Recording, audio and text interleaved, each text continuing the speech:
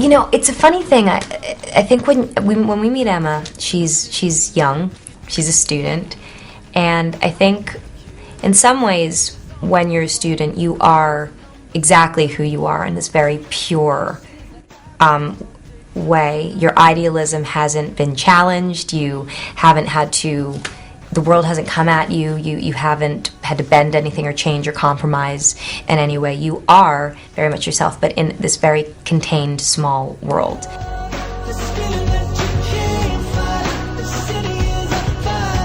So when you meet Emma, there are parts of her that are incredibly well defined, and you watch those parts get challenged as she leaves school and goes to London and grows and has disappointing experiences, and I think you learn to love her more because of the way she meets those challenges. And then you see that they eventually allow her to become who she is at the end of the movie, which is maybe not as pure a version of herself, but a much more resolved version of herself.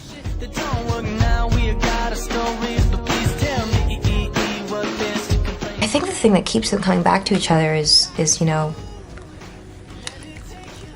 mystery of love. You love someone, you can't walk away from them, and people far more poetic and intelligent than I have described it, but it's very unique to the person, whatever it is, and I think that it's that feeling, of just caring about someone, and I think they don't need to just be one thing to each other. They don't need to only be lovers or only be husband and wife or only be friends or, only be drinking buddies. I mean, they actually are, they can be so many things to each other, and I think when you find that in someone, it's very, very rare, and I think that it's part of the reason why they keep going back to each other.